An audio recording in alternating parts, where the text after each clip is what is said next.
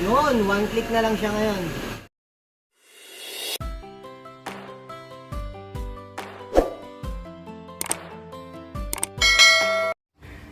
Share ko lang sa inyo kung paano magpalit ng fuel pump motor niya. So ayos pa yung fuel pump motor nito pero mahina na. Kasi pag nag-hard starting na siya, parang kinakapo siya. Mga 3 start bago siya mag-on yung makina, tapos parang pag nag-start siya para siyang nabibitin sa sa gas. Mamamatay-matay yung makina ng ilang minutes, tapos tsaka nababalik sa normal yung RPM. So ang ginawa ko, pinalitan ko yung ignition coil, chinek ko lahat ng connection, okay naman dun sa ignition. And then second, naglinis ako ng throttle body, pati yung map sensor, ganun pa rin. So ngayon, ang huling ko, etong fuel pump, huling duda ko. Yung fuel pump niya, mahina na. Bumobomba pa rin pero mahina na. Kasi almost, nung nabili ko to, yan na yung fuel pump niya. Siyempre, matagal na yung lumang model na yung sasakyan, may edad na. So, normal lang talagang bibigay na yung fuel pump motor niya. Okay pa naman yung yung mga sensor niya sa loob ng fuel pump, like yung pressure regulator, okay pa yon, tsaka yung yung fuel sensor niya, okay pa. So papalitan lang natin yung pinakang fuel pump motor niya. Ito magic, yaran, hindi ko saan pa. Yan, ito yung fuel pump motor niya. Yan, ito yung pang Optra. Yan. So makakabili kayo sa mga auto supply nito, mga lang, mura lang, mga 2,000 ganun, yung original na yon. Pero yung mga replacement, 800 lang. Basta dalhin mo lang yung yung luma, nila yan.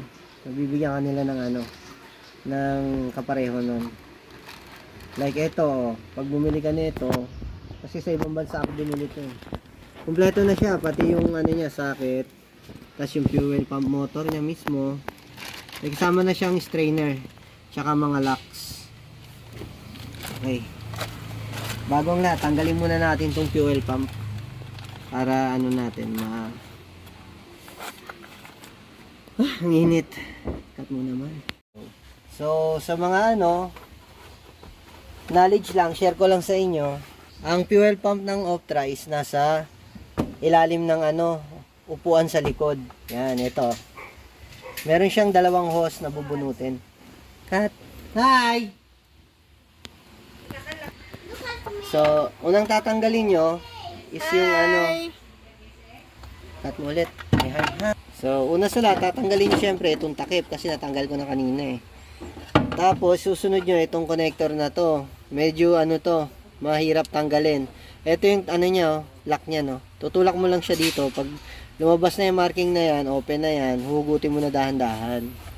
Dahan-dahan lang hugot kasi pag may edad na yung sasakyan, malutong na yung mga plastic.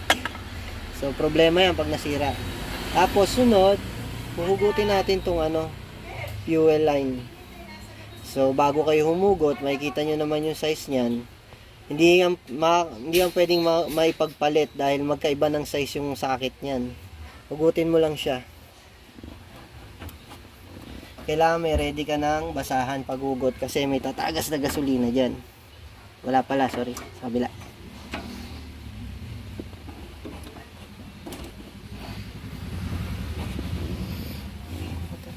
Dalawa pala. Yan, naamoy na natin yung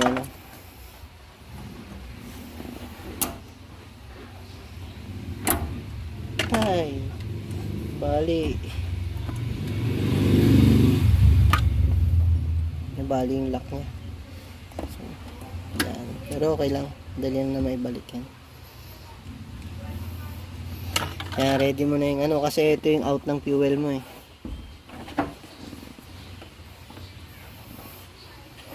Ayan, kitang-kita naman. Kapit mo na muna siya dito. Yes, love.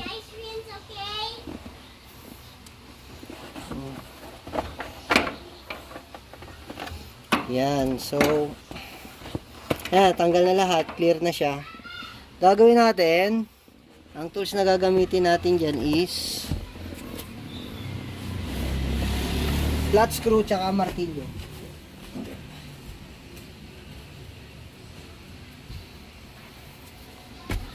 Oh, yan. Ayan, flat screw tsaka martilyo. So, ang pukpok natin, makikita nyo, ito yung ano niya, no? Ito yung guide niyan. Ito parang, ano, parang sing-sing niya. Yan. So, ang pukpok natin, counterclockwise. Pupukpukin nyo yung gilid lang. Ito, oh. Hindi yung kasama yung plastic na to, dahil ito na yung ulo ng, ano, fuel pump nyo. Hindi pwede mabasag yan. So, game, pisahan na natin. Kita naman, ito yung lock niya, oh. Once na lumabas na dyan yung, ano, makikita nyo magpapop out tong sing-sing na to.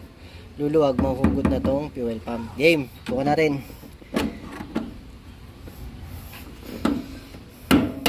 Ayan, gumalaw, kita.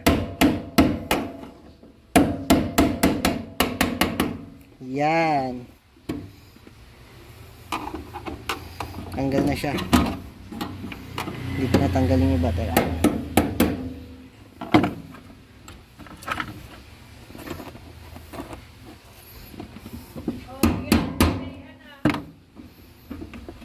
Ay, wait naman. 3. Yan. So, hugutin na natin ito. Ito na yung fuel pump niya. Dahan-dahan lang ang hugot. Kasi may floater yan eh. Ayan.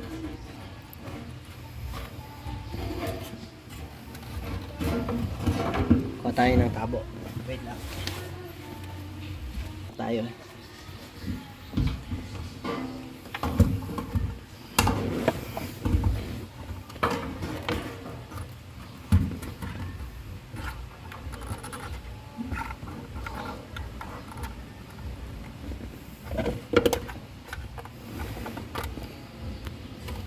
Oh, excuse me. Yan na yung tangke natin. Kitang-kita naman, di ba? Ano yung tubig? Hindi po yung tubig.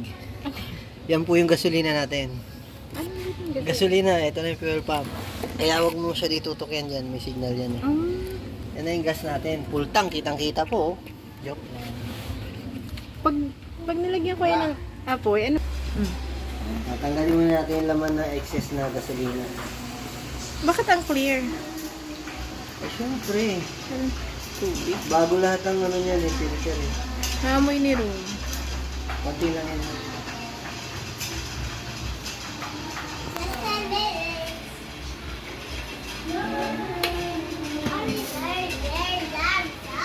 Yan yung gas na nandun sa loob.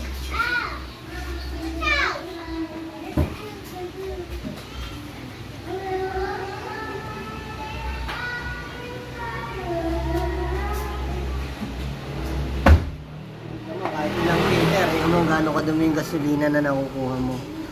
Ayan. Kaya mahalaga magpalit na ang fuel spring. Ayan.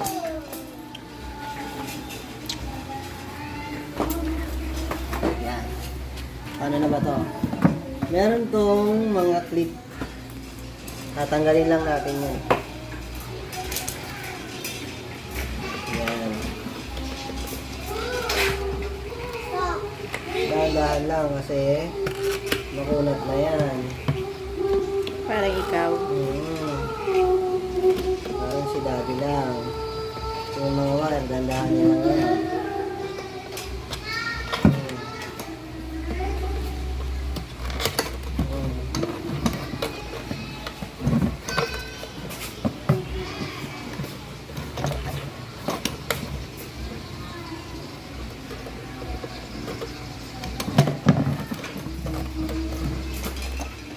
Nabuksan na natin siya, so tatanggalin natin itong ano, strainer. Yan, laging pinapalitan yan. Kasi isa rin cause yan ng ano, magbabara yung fuel pump mo.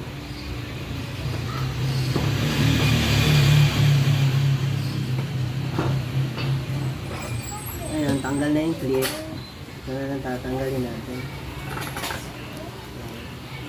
Yung hose.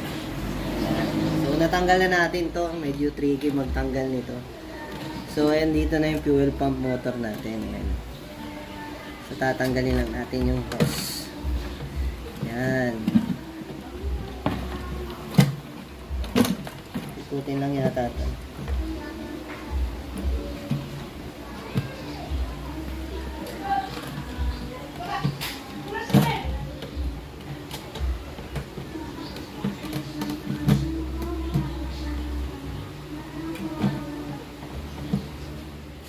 Yan na, natanggal na natin. May sing-sing pa kasi siya eh. So, ito na yung luma. Ito na yung lumang pump na motor natin. Nakikita natin kung ito pa rin yung orig. Hindi na, napalitan na rin. Iba na eh.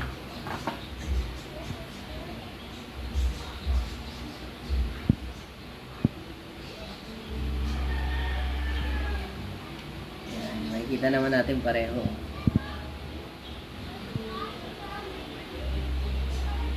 Yan.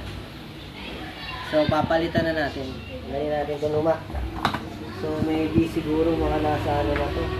May 10 years na to. Yan. So, ngayon, papalitan naman natin. Ito na. Tanggalin muna natin yung mga cover niya. Yan.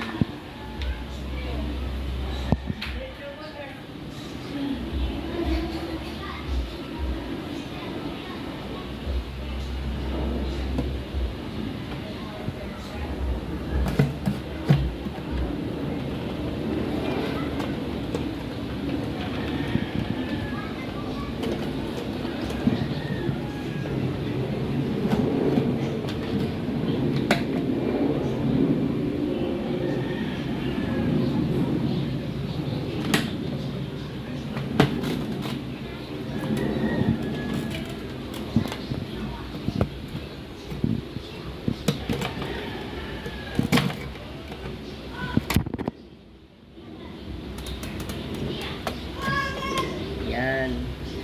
Yan yung position niya nung tinanggal natin. Tapos,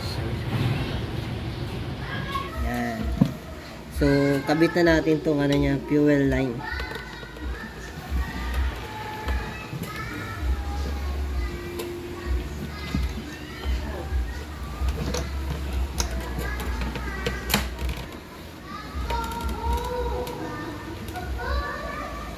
Yan. Tapos ikakabit natin tong ano, tong tawag dito, lock. Sa totoo lang, hindi ko alam higpitan to.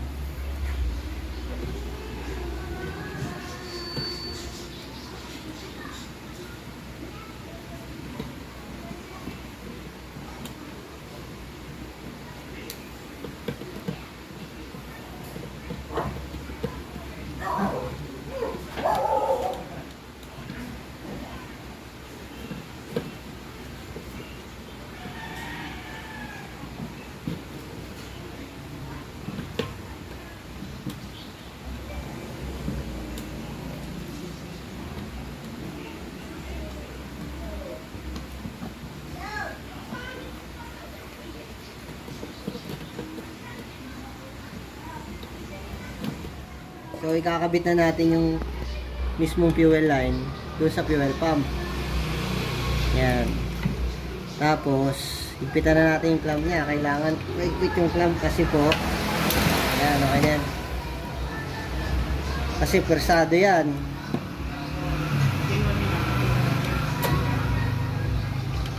Yan. Kasi babalik na natin yung ano niya. Yan ba? Dali, isa lang.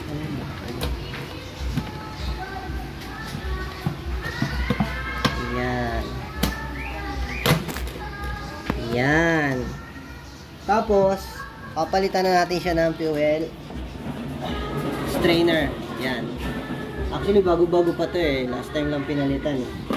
Kaya palit na tayo ng fuel pump motor, sasabay na natin to. Yan. Ito naman yun. Ngayon, ang ano, strainer niya is nandito sa ilalim. Ano muna natin. Tanggalin natin yung clip.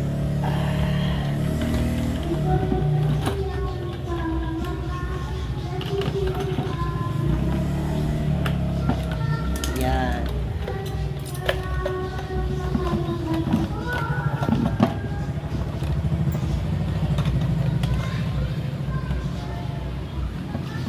Ito, hindi ka naman magkakamali ng kabit yan eh. Meron siyang meron siyang pin na papasok dito mismo sa maliit na butas. Tsaka yung doon.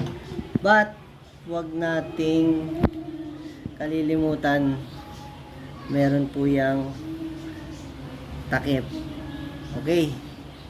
Hindi mo siya papasok pag may takip, pero huwag natin kakalimutan tanggalin yan. Yan.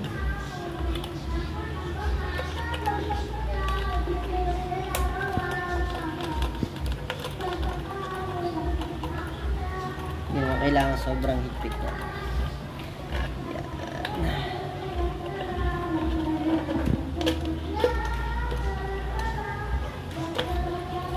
Yan. Balik natin yung clip.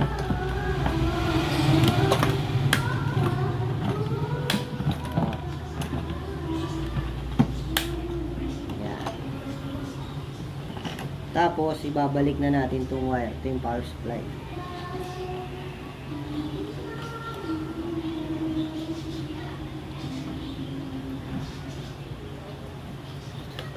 Yan.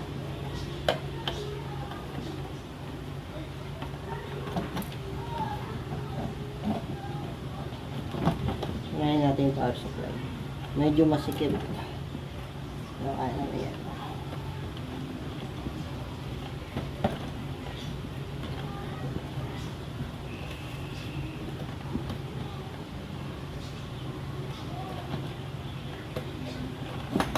Ayan, napasok na. Pwede natin siya higpitan ito. Pababa lang. Ayan, makakarinig ka ng click. Pag click niyan, okay na yan. Sunod, ito naman.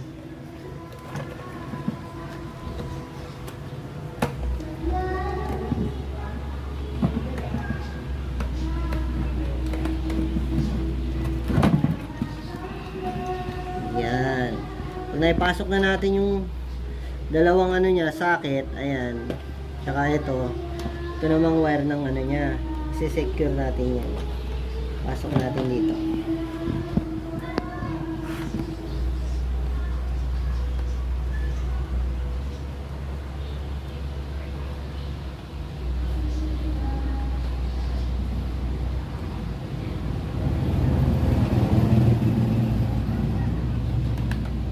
Yan. So, bago na yung fuel pump motor niya sa loob. Ibabalik na natin siya sa loob ng kotse. Ang dumi. Huwag natin ayusin ito. Yan. Yan.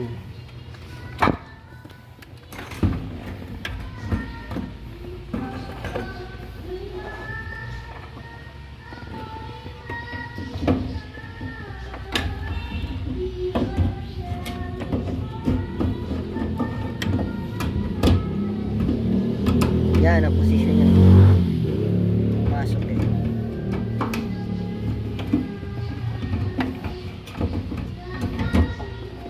Yan.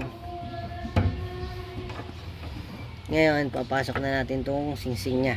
Yan yung lock mismo niya.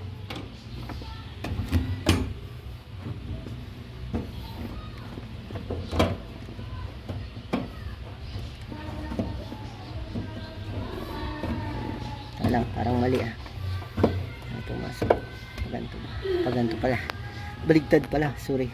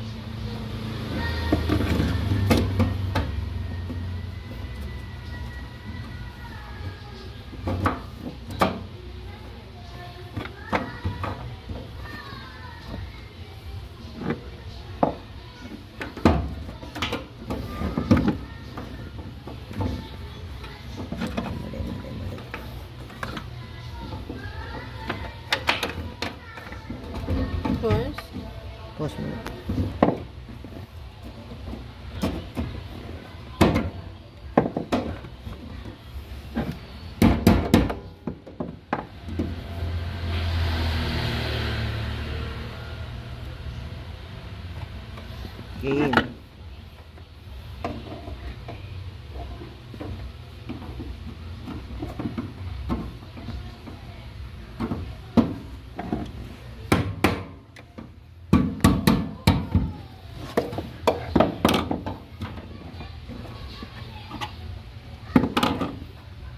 Balik. Lahat na naman ang bagay sa chef, mahirap. Ano ba yan?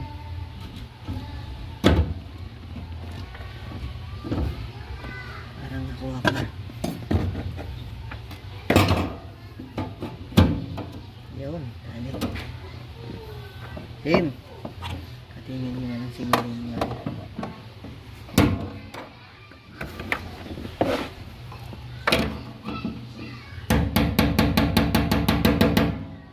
Paluin naman natin yung singsing ng clockwise para sumara.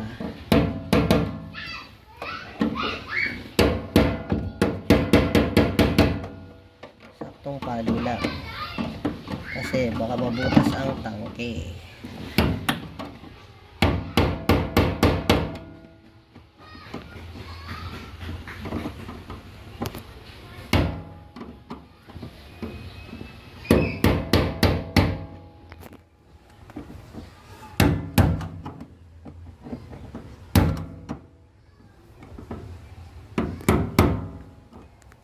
Kananin kasi natin.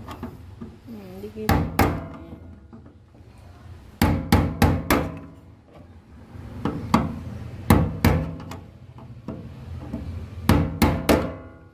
Good. Ayos. Kasado na. Init. Pumapatak ang pawis. Oh. Yung pala, pwede pala i-ganon. Ngayon, ikakabit na natin ang ito yung return. Ito yung return ano niya, line. Ito yan. Tapos lagay na yung lock. Tapos ito yung out. Out. Yan. Tapos lagay na natin ang lock niya rin.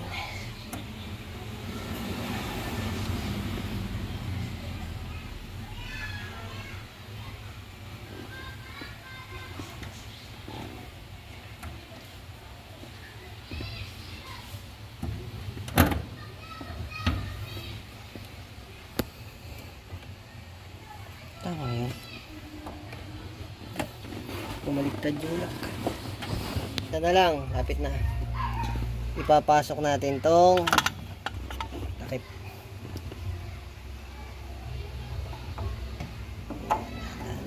Natin may gasket yan. May rubber gasket yan. Meron, ayun, nasa loob. Very good. Yan, pagpasok mo yan, ito yung lock niya, tutulak nyo lang.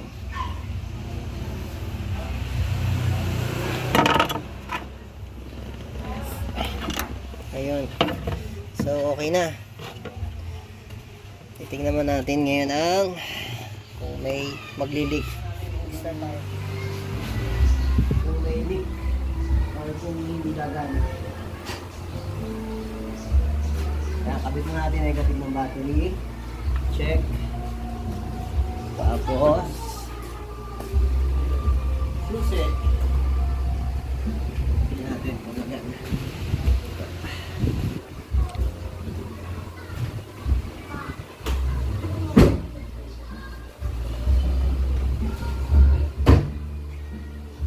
Tignan natin kung mag-isip siya.